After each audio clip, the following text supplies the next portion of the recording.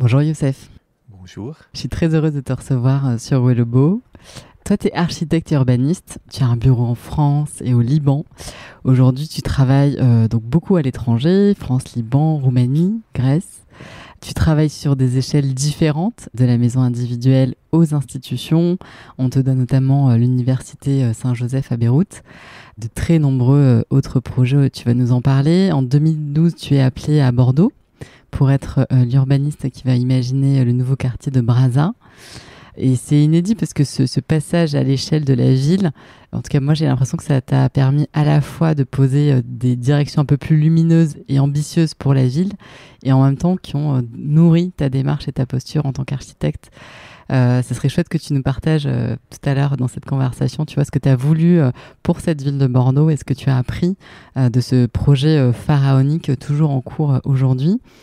En quoi il t'a encore plus aussi donné envie de mener peut-être des batailles, dans le bon sens du terme, hein, mais on dit que l'architecture, c'est ce qui rend possible. Et rendre possible, parfois, il faut se battre. Toi, tu disais dans une interview que c'est, ou je sais plus, peut-être c'est dans un article que j'ai lu sur toi, un des rares articles que j'ai lu sur toi, parce qu'il n'y en a pas beaucoup. C'est à l'architecture, non pas de changer le monde, mais de permettre au monde de changer. Et ça, je suis plutôt plus d'accord avec toi. Quand on regarde dans le rétroviseur l'ensemble de ton travail, on a la sensation que tu œuvres, que tu es en fait aussi en permanence en lien avec peut-être un truc un peu plus grand que toi, pour justement permettre de faire un lien commun avec les autres, tu vois, avec l'altérité. Et on sent vraiment ton désir d'être utile au service des gens qui vont habiter dans ces lieux. Tu crées des ouvertures, en fait, des sentiers nouveaux. Et tu inspires énormément d'architectes, et je pense aussi des jeunes architectes aujourd'hui, et c'est super.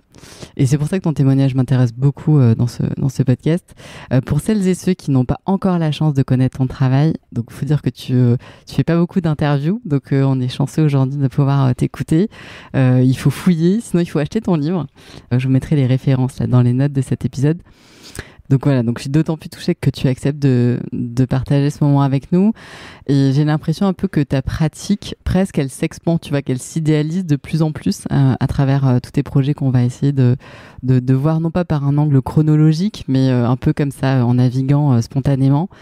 On ressent comme une quête de vérité, en tout cas, voilà. Donc, je suis un peu longue avec cette introduction, mais ça me paraissait important de pouvoir dire aussi ce que moi j'ai compris de toi en regardant et en ayant la chance de pouvoir, alors il y a quelques temps d'ailleurs, t'écouter à l'occasion de cet événement, les Rencarts du Beau, qu'on a mené ensemble et dans laquelle tu es intervenu. Et je peux du coup témoigner que voilà, les participants, le public était complètement médusé après ton intervention. Donc, je crois que voilà, on s'apprête à vivre une conversation profonde.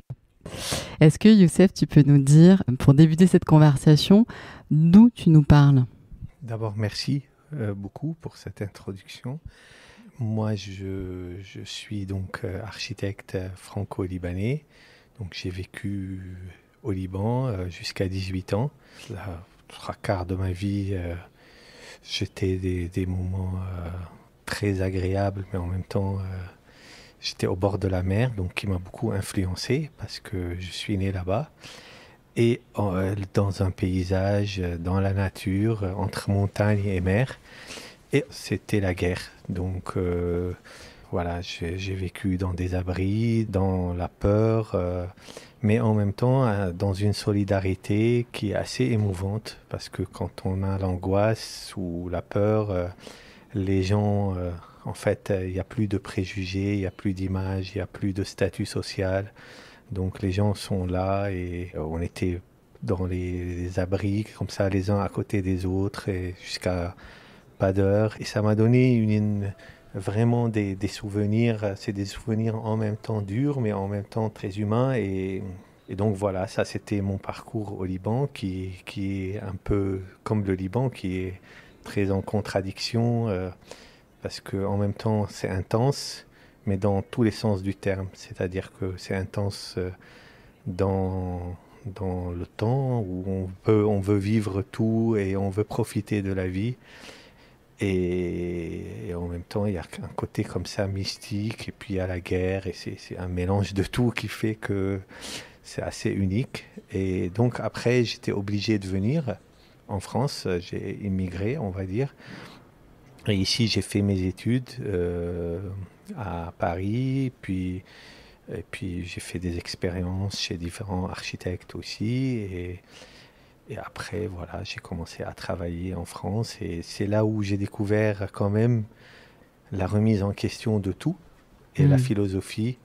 J'ai pris 2 ans de lecture, 2 ans sabbatiques où j'ai lu la philosophie, la sociologie, un peu de tout. Et c'est là où l'architecture m'est apparue comme quelque chose qui est relié au monde. Et c'est là où ça a commencé à m'intéresser. Parce qu'au départ, c'est ma sœur qui m'a inscrite en architecture. Je ne savais même pas c'est quoi, c'était temps de guerre. Puis tout d'un coup, je découvre que quand on fait une maison, ben, on habite le monde. Et quand on fait un espace public, on est relié à notre milieu. Et c'est là où c'est tout d'un coup, j'ai été touché par cette relation au monde. Et voilà. Et maintenant, je continue à travailler. J'ai la chance de travailler. Ce que je dis la chance parce que en même temps, j'essaye de prendre les contraintes comme une chance, c'est-à-dire que chaque fois que ça marche pas au Liban, je pars ailleurs. Quand ça marche pas en France, je pars ailleurs. Donc je suis toujours en mouvement Mm. et j'essaye de comprendre un peu partout ce qui se passe. Et alors, non seulement tu essaies de comprendre ce qui se passe, de catalyser peut-être et canaliser des choses, et ce que je trouve qui est fort dans ta démarche, c'est que tu n'as jamais lâché tes rêves, en fait. Tu t'es jamais résigné à quelque chose, et tu travailles cette ambiguïté, ce risque, tout le temps. Et oui, en fait, je pense que j'ai essayé, en tout cas depuis que j'ai commencé l'architecture et tout, j'ai compris que peut-être parce que je viens d'un pays où il y a beaucoup de corruption, où il y a beaucoup de laisser aller, où les mots ne veulent rien dire. C'est-à-dire que j'ai, dans le sens politique, pas au niveau de l'amitié, ni dans le social, ni dans les milieux, mais c'est plutôt dans le professionnel. C'est-à-dire Mm. que dans le gouvernement, ce qui reflète, c'est jamais précis, c'est jamais. Donc, moi, quand j'ai commencé à travailler, je me suis dit que c'est ma seule façon d'échanger. Et en fait, j'ai que l'archi pour dire vraiment ce que j'ai envie de dire et donner du sens à ce que je fais. Et donc, oui, je me suis dit, c'est pas de compromis. Et l'archi, c'est pas un but en soi, mais c'est un moyen. Donc, c'est un moyen pour moi même d'exister. Donc, c'est pour ça qu'il n'y a pas de compromis là-dessus, ouais. Ouais, il n'y a pas de compromis. Et puis, il y a aussi, tu vois, une douceur et une force avec lesquelles tu vas plutôt embarquer les gens. Parce que tu as eu, j'imagine, à chaque fois des réticences. Enfin, quand tu arrives sur un projet, il y a des gens à convaincre, ou des freins à lever, ou des choses. Ça, du coup, sur ta boussole, à chaque fois, il y a le fait que c'est possible. Oui, en fait, ça, c'est l'écoute. Je pense que quand on écoute un lieu ou une personne avec de la bienveillance, on arrive à instaurer un échange doux et apaisant. Et je pense que c'est là où les choses se passent. C'est-à-dire que il faut à un moment donné accepter que l'architecture et ce qu'on fait, ce n'est pas notre ego qu'on pose, mais c'est plutôt un échange, c'est un dialogue. Et puis c'est un peu comme une caisse de résonance, c'est-à-dire on révèle un lieu ou on révèle une personne, on révèle son inconscient. Et ça, il faut être patient et doux pour que les personnes se livrent et aillent vers là où ils ne sont pas habitués d'y aller. Ouais, et puis là où en fait ils savent même pas que c'est bon pour eux d'aller ou qu'ils ignorent même qu'il y a un chemin qui existe, quoi. Voilà, c'est exactement ça. C'est-à-dire, c'est que comme ça que je vois les choses parce que je suis né dans un pays où il y avait beaucoup de conflits et j'ai compris que la douceur ou l'écoute ou le positionnement permet d'évoluer et d'être plus dans l'échange et dans la rencontre que plutôt dans les conflits. Et toute mon architecture, je pense, en tout cas celle au Liban, elle était contre la guerre. C'est une architecture de paix et de silence et de sérénité. C'est ça que j'ai voulu toujours mettre. Parce qu'en fait, je reviens à la mer toujours. C'est ça que la mer, c'est ça qu'elle m'a donné. Tu peux nous parler d'un de tes projets peut-être là qui te vient en tête par rapport à ce rapport à la mer au Liban? Je pense que dans tous mes projets, il y a un rapport à la mer, même si ils ne sont pas au bord de la mer. Parce qu'on peut tout faire au bord de la mer. C'est-à-dire que on peut dormir, on peut danser, on peut discuter. Et à chaque fois, il y a quelque chose comme ça où on rentre en relation avec un lieu qui permet de nous révéler et d'être libre. Et dans l'architecture qu'on essaye de faire, c'est pour ça que, par exemple, que ce soit les maisons ou même le projet qui est à Kalani, qui est au bord de la mer, ou la ville à Thé, c'est pour ça que je l'appelle structure d'habitat, parce que c'est une structure qui est ouverte, c'est des espaces libres, mais en même temps où il y a quelque chose qui est serein, c'est-à-dire, mais on peut faire ce qu'on veut à l'intérieur.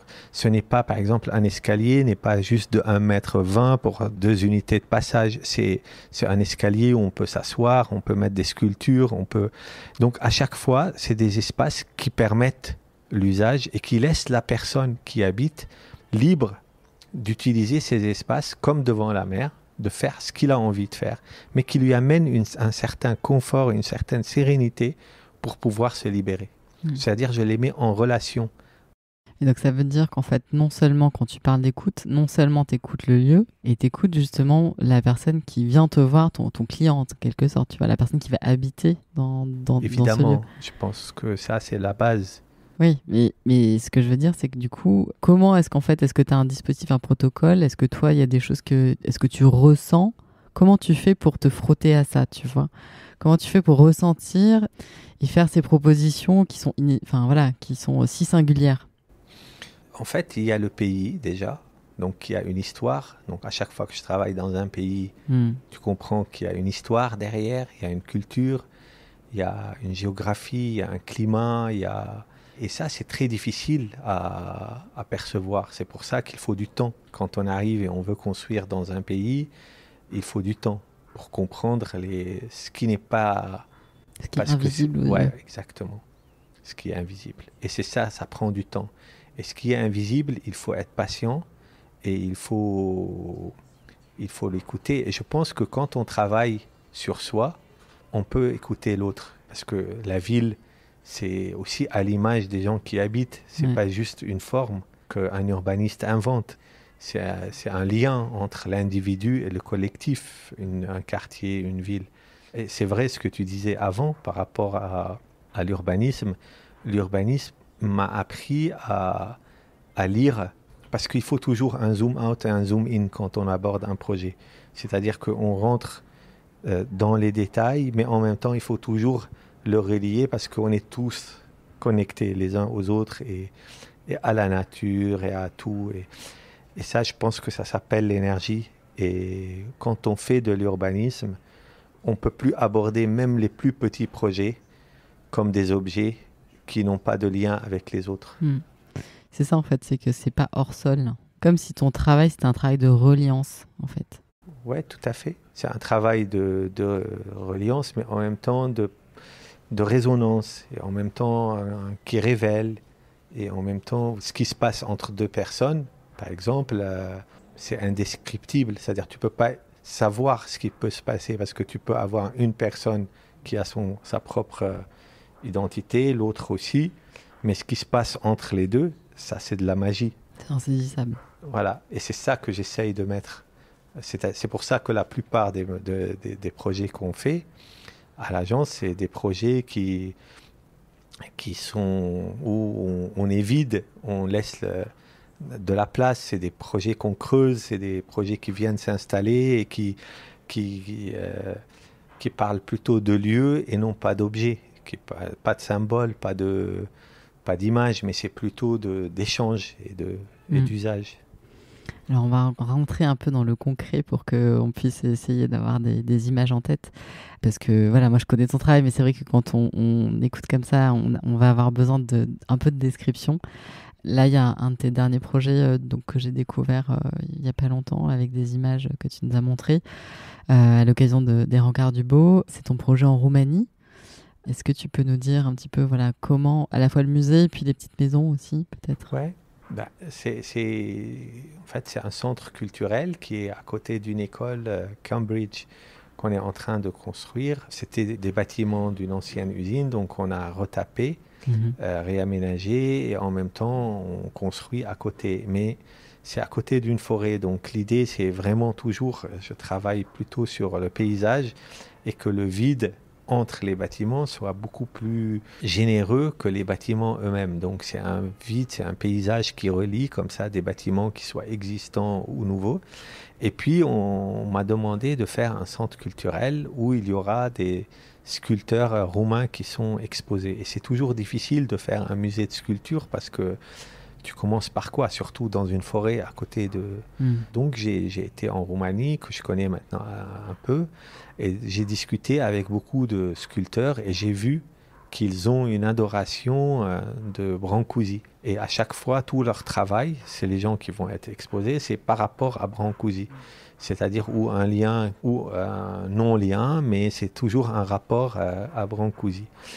Donc je me suis dit, ok, et je ne sais pas si tu connais, mais je me suis dit, si tu connais la sculpture de la tête de Brancusi, la dame qui a la tête penchée comme ça, et je me suis dit peut-être que dans ce musée ou centre culturel, l'idée c'est d'être dans la tête de Brancusi. Et donc on a dessiné cette forme. Pour le construire, il faut quand même des échafaudages.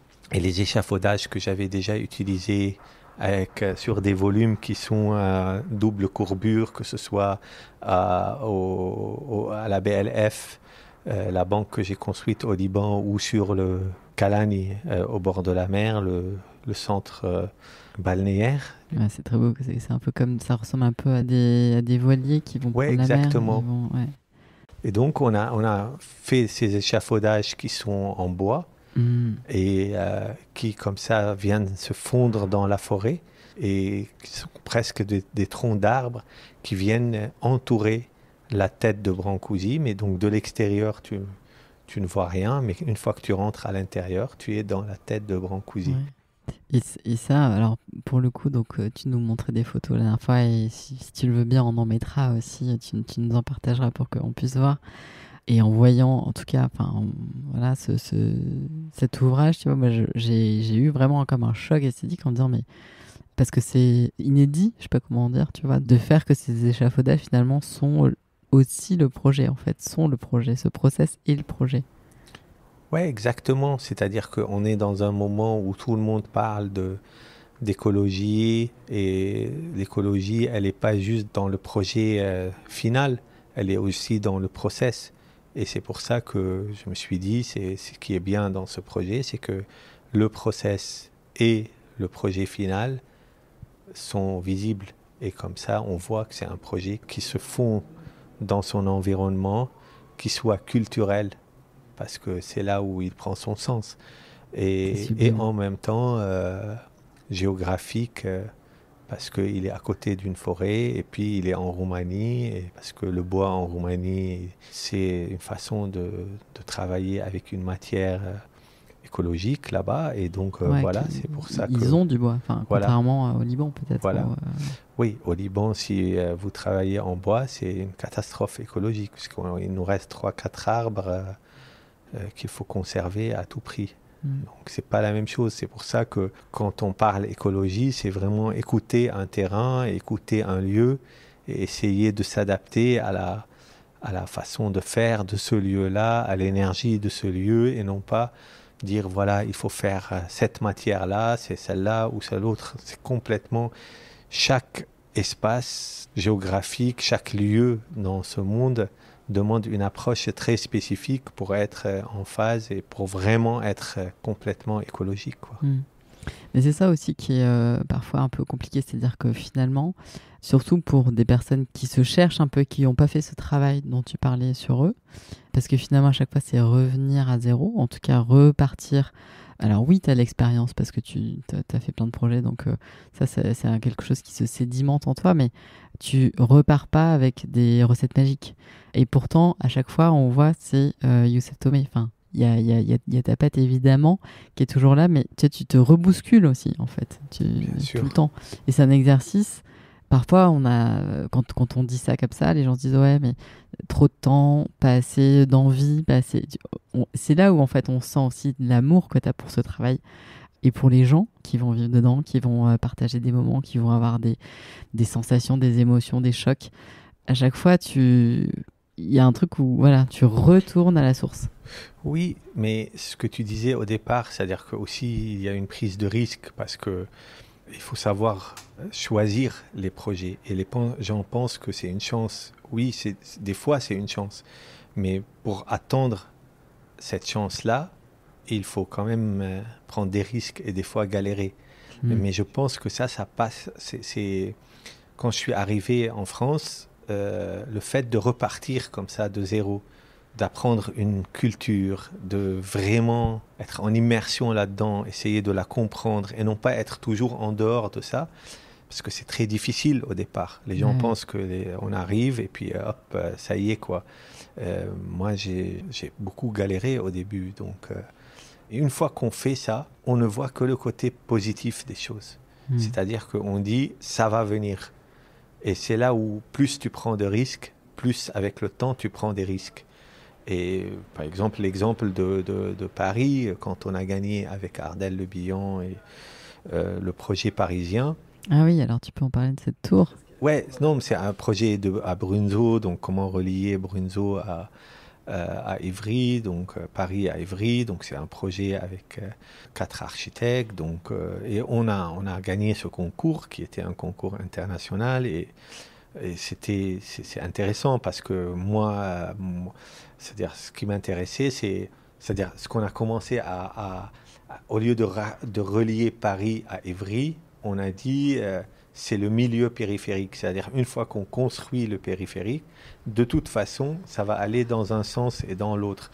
Et donc créer une centralité, donc prendre le périphérique non pas comme un obstacle, mais encore une fois comme quelque chose de positif. Donc tout d'un coup, ça va aller d'un côté et de l'autre. Et bref, donc quand... Et pour qu'on sache un peu en info, là on pourra, enfin les travaux, tout ça, ça pas encore commencé. Non, non, pour le moment ça s'est arrêté parce que il est assez politique et puis ils veulent pas de tour à Paris, alors que nous on était juste, on a répondu à un cahier des charges, c'est-à-dire que c'est pas, on n'était pas les urbanistes, on a répondu à un cahier des charges. Mais c'est pas important, c'est-à-dire les choses peuvent évoluer, mais juste pour dire que après ça, j'ai été sollicité pour faire d'autres projets en France et j'ai tout de suite dit non, alors que j'avais la crise au Liban, elle est incroyable, l'inflation là-bas et tout, mais j'ai senti que tout de suite ça peut devenir un travail qui est générique et donc ce n'est pas moi. Moi, je suis un artisan. Je suis un artisan de l'architecture et même de l'urbanisme. C'est-à-dire qu'il faut prendre son temps, en fait. Il n'y a pas d'autre... quand tu veux faire les choses bien et les écouter, il faut prendre son temps. Moi, j'y crois pas trop aux choses que tu peux répéter à chaque fois ou à des recettes que tu peux mettre à droite, à gauche. Il y a des choses qui peuvent marcher, mais ça s'appelle l'expérience. Mais je trouve que chaque lieu, chaque projet... chaque client doit avoir un temps. Et c'est pour ça d'ailleurs que les premiers projets de chacun, d'un réalisateur ou d'un architecte, sont toujours les plus beaux, parce qu'il avait le temps. Et donc après ça, de dire non, je restoppe de nouveau, je me mets en danger, Mais c'est ça qui est incroyable, et c'est pour ça, tu vois, que vraiment j'avais envie de t'inviter sur ce podcast et que tu témoignes de ça, parce que c'est ce renoncement aujourd'hui, c'est ça en fait. C'est renoncer à des choses dans l'immédiat, dans le court terme, parce qu'en fait, il n'y a pas l'énergie fluide qui passe avec ni le lieu, ni les personnes, ni le projet. Et donc, c'est aussi des choix essentiels. Et aujourd'hui, je pense qu'on est tous, même si on n'est pas architectes tous, tu vois, mais on traverse une période qui nous chamboule et on est tous appelés, quelque part, à se reconnecter avec ce qui vibre au fond de notre cage thoracique et de savoir et faire ces choix essentiels aujourd'hui chacun dans nos domaines. Je crois que c'est hyper important de se reconnecter et avec cette confiance aussi là. On va revenir là sur le projet en Roumanie parce que je crois qu'à côté il y a aussi des maisons. Enfin, tu as essayé d'anticiper des choses et de proposer. Oui, à côté en fait. C'est un PLU qui permet de construire des grands immeubles. Et moi, comme j'essaye à chaque fois de mettre le paysage, la nature et de me poser la question, parce que c'est un équilibre. On a besoin de construire pour habiter, mais quelle est la place de la nature? C'est quelque chose qui, pour moi, est évident et à chaque fois, et comme on est dans un paysage où il y a une forêt et tout, donc je me suis dit, vaut mieux faire des petits logements, des petites habitations en préfabrication, ce qui fait qu'ils viendront comme ça sur pilotis et ils viendront se mettre dans ce paysage-là. Donc, on laisse la perméabilité du sol et en même temps, avec le temps, peut-être que l'école qui est à côté peut s'étendre et donc on reste dans une densité qui est assez basse et on laisse la nature très présente et la valeur ajoutée, elle est dans le lieu et non pas dans la construction. Ouais. Donc tu as eu cette vision un peu maligne et long terme de dire on occupe provisoirement pour pas qu'on fasse des gros bâtiments ou des immeubles hauts à cet endroit-là de ce terrain-là. Et donc là, du coup, tu les as pensés. Tu peux nous dire un peu quelques mots sur comment tu as pensé de manière assez ingénieuse?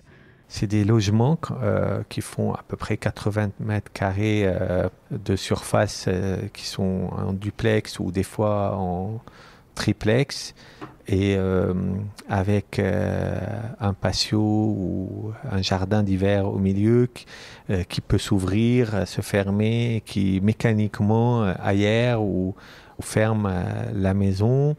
On monte sur le toit et on est dans la forêt complètement entre les arbres et on monte encore et il y a le toit qui capte toute l'énergie, qu'elle soit solaire, l'eau, le vent et qui aère cette maison-là et qui fait que de cette maison quelque chose de vivant comme une fleur ou un arbre dans la forêt.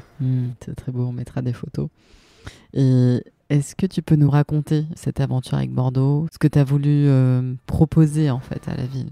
Oui, Bordeaux, pour ceux qui connaissent un peu Bordeaux, Bordeaux s'est ouverte quand on a enlevé les hangars qui bordaient les quais de la Garonne et puis tout d'un coup, elle s'est ouverte sur la Garonne. Okay. Et il y a eu de l'autre côté de la Garonne, donc c'est là où j'interviens, c'est Brazza. Donc la ville de Bordeaux, c'est une ville minérale qui est évidée effectivement comme les villes traditionnelles. Donc elle marche par les creux, par les rues, les places. Alors que de l'autre côté, c'est un quartier qui a un passé industriel, qui est pollué et inondable et qui n'est pas en relation directe puisqu'il y a le pont. Donc ce n'est pas une continuité urbaine morphologique avec l'ancien Bordeaux. Donc il a fallu trouver, parce que quand on travaille sur l'urbain, on ne travaille pas sur la morphologie, on travaille qu'est-ce qui relie, qu'est-ce qui peut relier, qu'est-ce qui peut devenir un lien entre les gens qui habitent et ceux qui arrivent. Et je pensais que en opposition à la ville minérale, ce qui peut être intéressant, comme il y a le parc des Angéliques en face, et comme il y a la Garonne, c'est de relier et que ce qui relie devient un paysage.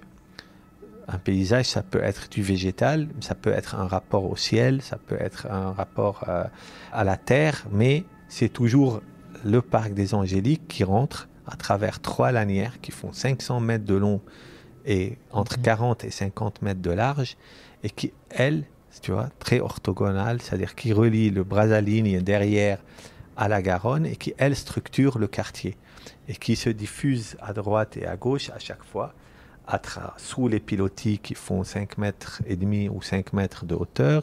Et donc, on a toujours... Et alors, les pilotis, pardon, je te coupe, mais parce que inondable, c'est quoi? Exactement. Ok. Parce que inondable. Et donc, tout ça fait que c'est un paysage continu, mais qui en même temps, comme à Londres, il change de statut. C'est-à-dire qu'à Londres, on a le Hyde Park, on a le parc qui relie les maisons entre elles, on a le Mews qui a son propre jardin. Donc, c'est toujours un rapport au paysage qui structure la façon d'habiter. Ce n'est pas seulement un paysage qui est public, mais c'est aussi le privé.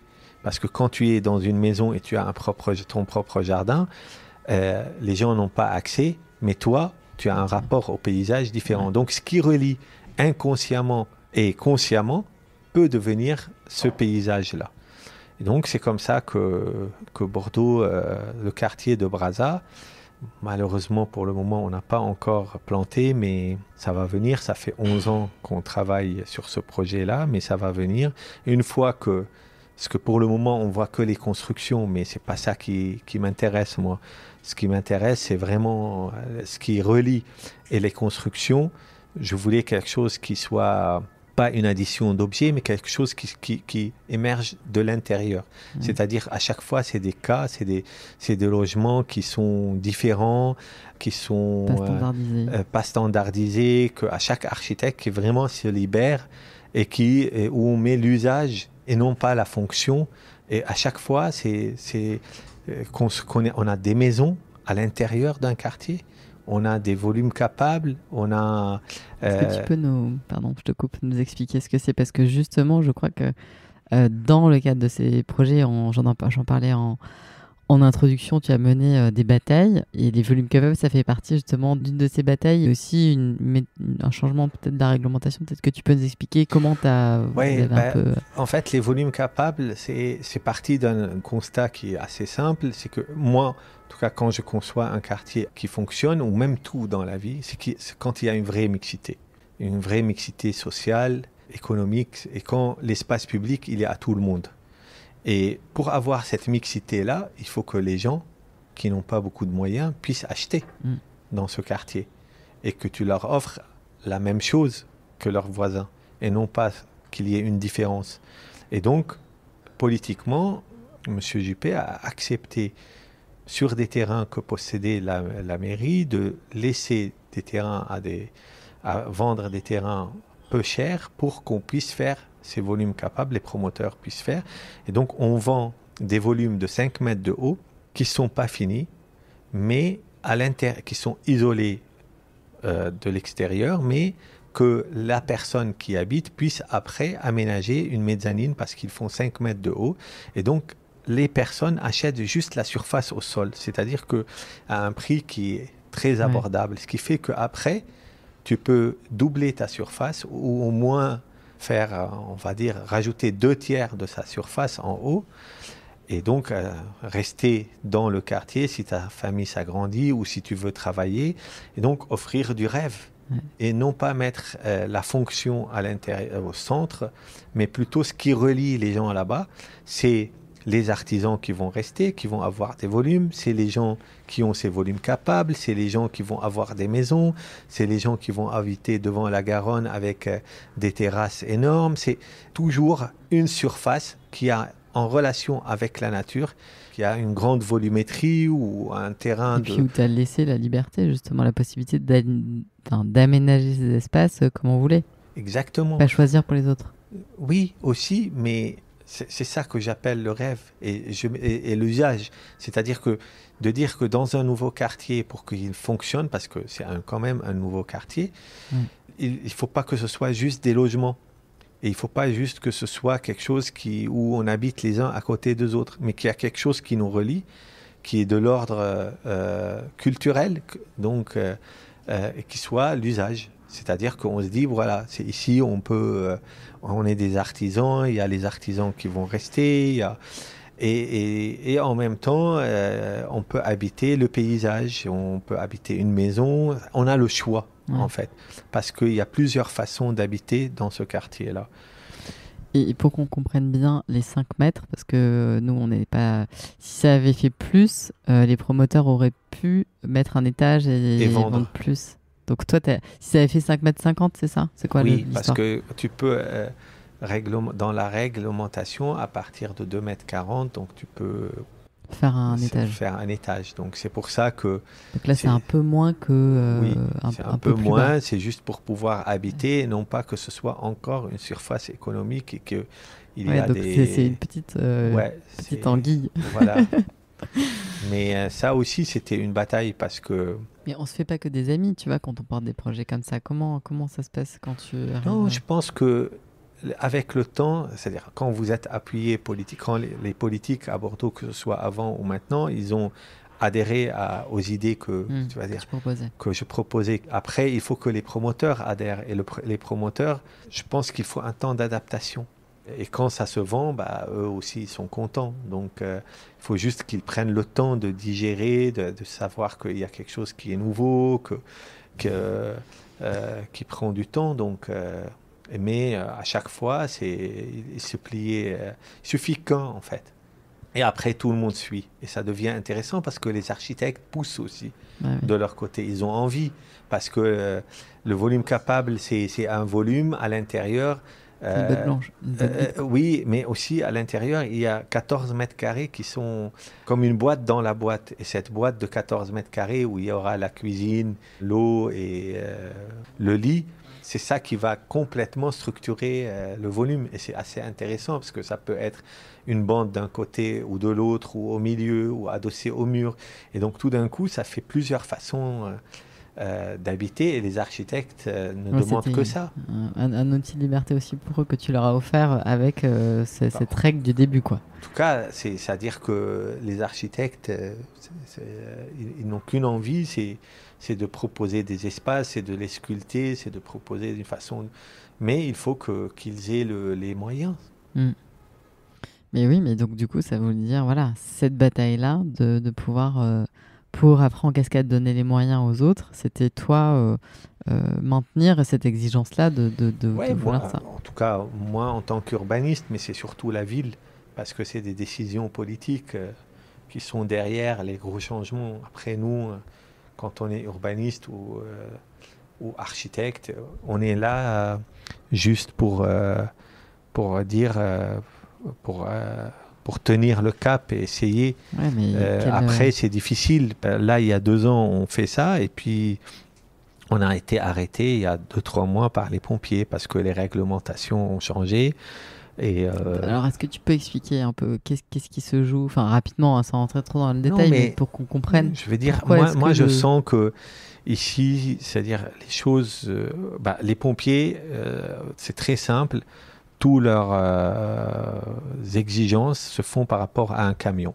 C'est-à-dire qu'à chaque fois qu'il y a un nouveau camion, c'est lui qui dicte comment, la distance de la plantation, il faut être à 8 mètres de la façade, comment ils doivent braquer.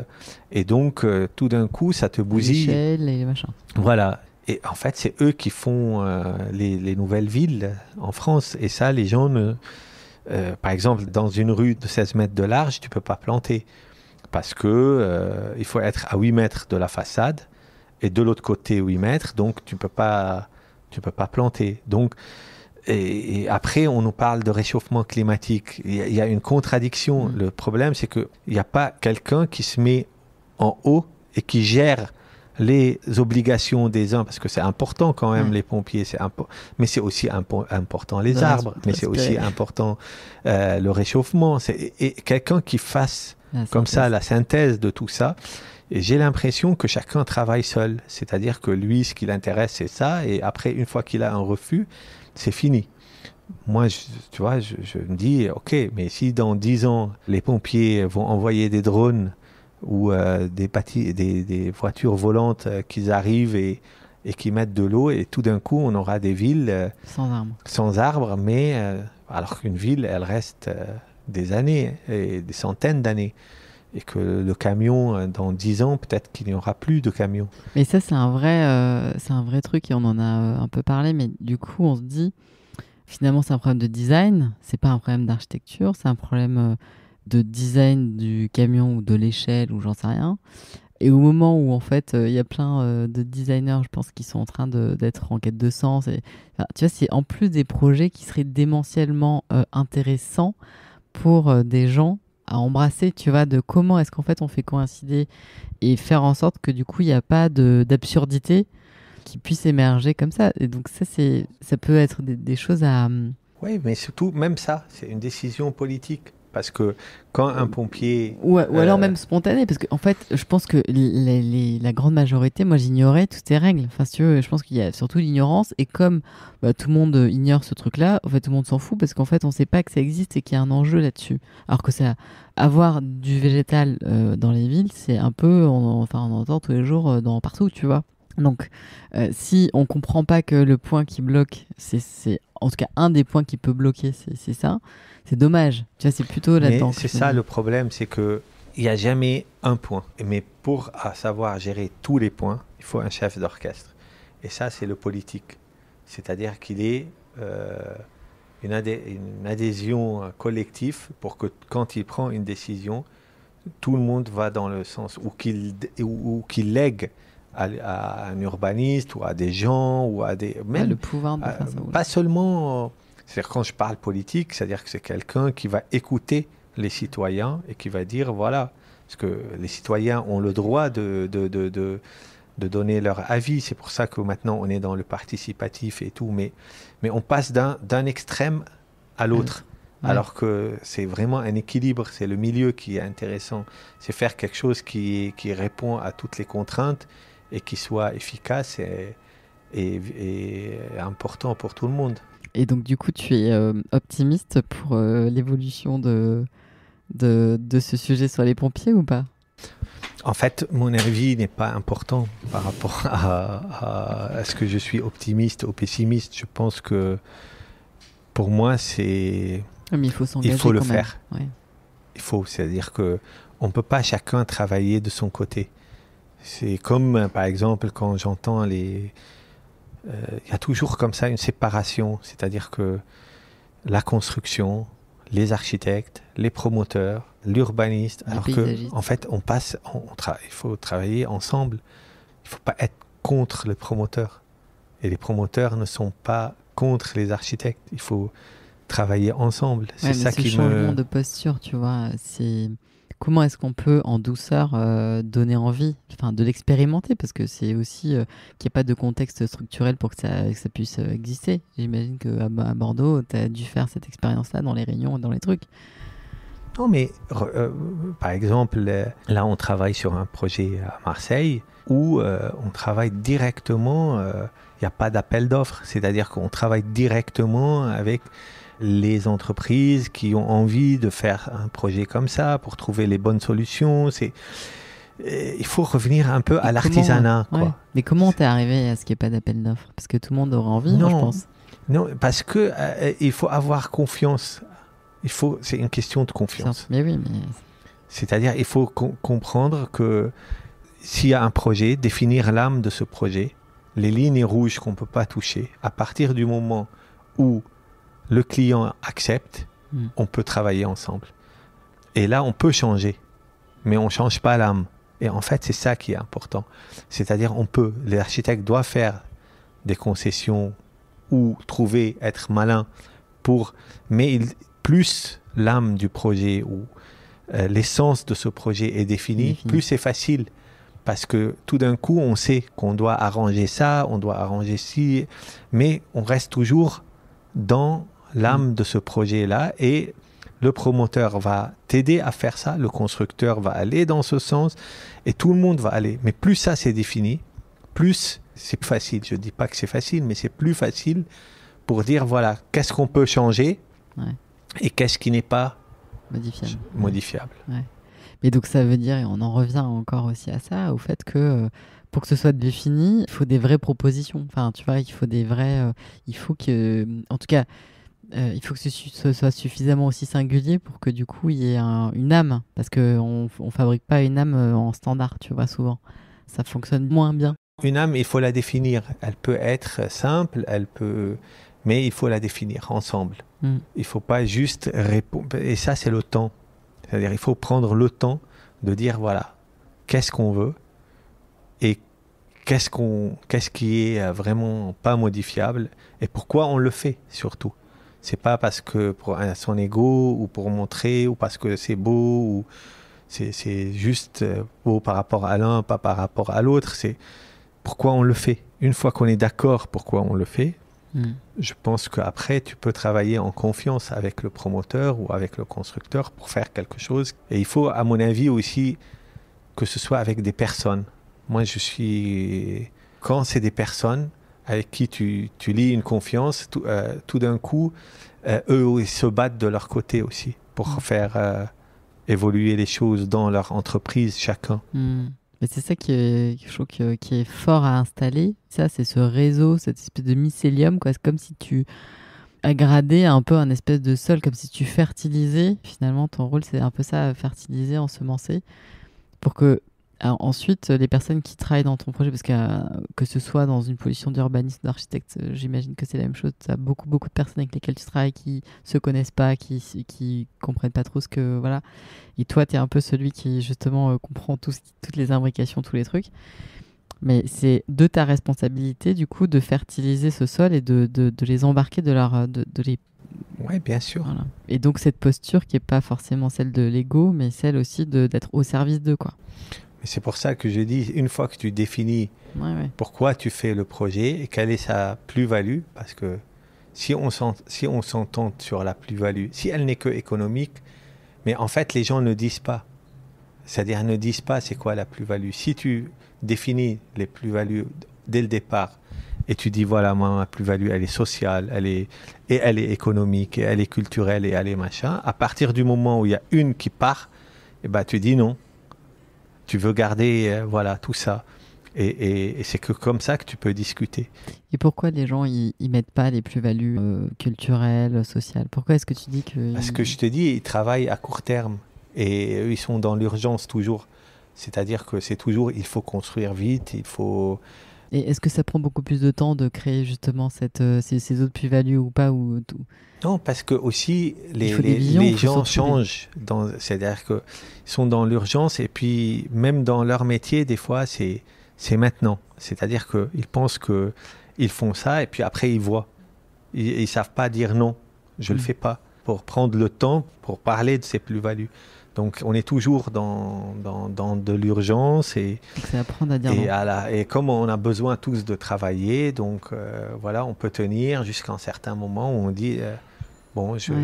Mais si tu définis au départ, après, quand tu définis, tu peux avoir une mauvaise image où les gens ne viennent plus chez toi parce qu'ils se disent, voilà, lui, il n'écoute pas, alors que c'est faux. C'est-à-dire que moi, je connais plein d'architectes qui écoutent. C'est-à-dire, j'ai travaillé avec des architectes sur Bordeaux auxquels on disait, oui, ils n'écoutaient pas. Je ne vais pas les nommer, mais franchement, c'est une crème. Parce que dès que tu les mets en confiance, où tu dis voilà ce qu'on attend de toi, mais en même temps, on veut que tu t'exprimes, qu'on ne t'amène pas pour construire, pour rajouter des mètres carrés, mais pour amener cette plus-value que tu as, bah là, tout de suite, il se sent reconnu. Oui, parce qu'il veut répondre à tous les paramètres. Je pense que tout le monde est ça. Mais voilà, je pense qu'il y a... Il faut le créer, et ça, je suis confiant que ça va revenir. Ça, je suis confiant parce que je sens que les choses deviennent de plus en plus spécifiques. Et quand ça devient spécifique, il y aura plus de relations humaines et il y a plus d'écoute et il y a plus de choses qui vont arriver. Moi, je suis optimiste sur ce point-là. Je suis très optimiste. C'est ça trop te fait bien. Rire. Écoute, oui, moi aussi, je suis optimiste. Donc, c'est pour ça que je trouve que c'est chouette de, malgré tout ça, partager... alors c'est pas une foi, mais cette confiance. Tu sais, Youssef, ce podcast s'appelle Où est le beau? Et j'ai une petite tradition, c'est que je demande à tous mes invités de me partager, tu vois, ce que signifie le beau pour eux. Comment est-ce qu'ils le ressentent, ce qui les touche? En tout cas, moi, je pense que le beau, c'est quelque chose qui est en même temps biologique et en même temps culturel. C'est pour ça que des fois, on dit oui, il est beau pour l'un, mais il n'est pas pour l'autre. Je pense que là, on parle du côté culturel ou intellect ou ce qu'on veut, parce que où on a les codes pour avoir accès ou pas. Mais il y a quelque chose qui nous relie tous, être vivant sur Terre. C'est cette énergie et cette douceur et c'est cette connexion que je trouve belle, en fait. C'est pas quelque chose qui est beau. C'est cette connexion, c'est quand on sent qu'on est en connexion et tout d'un coup, on sent que on entend les feuilles ou on regarde un coucher de soleil. T'as pas besoin d'être, de connaître 10 langues pour être ému. Parce qu'on a quelque chose de naturel, de biologique chez nous qui nous relie. moi, je suis quelqu'un de mystique, au cas où tu n'as pas encore compris. Donc, je pense que c'est ça qui est beau. Ce qui est beau, ce qu'il y a entre. Et quand on le ressent. Et ça, c'est magnifique. Pour moi, c'est ça le beau, en fait. Et ce qui n'est pas définissable, ce qui n'est pas défini, quoi, qui est là, mais qui peut être alimenté par la culture ou être révélé, parce que la culture nous permet d'ouvrir des portes pour mieux apercevoir ce qui nous relie. Mais par exemple, un exemple simple, quand on regarde quelque chose sans le partager, c'est beaucoup moins beau que quand on le partage. Donc à partir de ce moment-là, ça veut dire que le partage, la connexion, elle est incroyable. Tu veux dire que quand on est saisi par le beau, quand il y a quelque chose qui nous traverse et qu'on ressent ce truc dans nous qui nous fait vriller, tu vois, on n'a qu'une envie, c'est le partager? Ou alors ça augmente, le fait de le partager, ça augmente? Je pense que, par exemple, quand tu écoutes une musique seule ou dans un concert, ou tout d'un coup, il y a une résonance. Tu vois, il y a une résonance, il y a quelque chose qui est de l'ordre qui est de l'ordre du, je sais pas moi, comme si on est connecté. Ouais, voilà. D'une harmonie. Il y a quelque chose qui nous relie, et c'est ça qui est beau. Et tout d'un coup, tu vois, il révèle une beauté qu'on partage. Et je pense que ce qui est beau, c'est ce qu'on partage. Mais ça veut dire aussi, du coup, ressentir. Voilà. Se remettre au contact de nos ressentis. Bien sûr. Alors, on va terminer avec des petites questions de fin, tu vois. Est-ce que tu as un message que tu aimerais faire passer aux jeunes qui sortent de l'école d'architecture, ou même aux jeunes architectes, enfin, en tout cas des gens qui sont pas trop formatés, entre guillemets, ou qui ont pas trop... qui sortent juste là? Je n'ai pas de message, mais j'ai juste une expérience. Peut-être que je leur dirais, c'est de toujours se poser la question pourquoi on fait de l'architecture. À chaque fois qu'on fait un projet, c'est pourquoi on le fait et qu'est-ce qu'on amène à ce projet. Pour moi, c'est ça l'essentiel, c'est-à-dire que de dire qu'est-ce qu'on amène et où on veut amener les gens. Est-ce que on veut leur amener de l'émotion, on veut leur enlever l'angoisse, est-ce qu'on veut leur offrir un toit, on veut plus de mixité, plus de rêves, plus de beau, parce que moi, par exemple, on peut dire ce qu'on veut, mais j'ai plus envie d'aller visiter Venise que d'aller dans des endroits qui sont standardisés, construits à la va-vite, et même si beaucoup peut-être de matière à Venise, peut-être beaucoup, mais en même temps, c'était une autre époque, c'était quelque chose qui est différent, et donc maintenant, mais ce qu'il faisait, ça reflétait une vision, en tout cas, du monde dans lequel ils avaient envie de vivre. Et moi, je pense que nous, il ne faut pas qu'on vive dans la peur, il ne faut pas que ce soit les contraintes qui nous obligent à construire ou à concevoir quelque chose. Il faut qu'on amène du positivisme, et il faut qu'on rêve et qu'on ait envie d'offrir du rêve et qu'on ait des visions, et non pas seulement à chaque fois travailler comme si c'est une souffrance et comme si c'est une bataille et comme si c'est une guerre. La guerre, c'est pas ça. Moi, j'ai vécu la guerre, et la guerre, c'est pas un projet d'archi.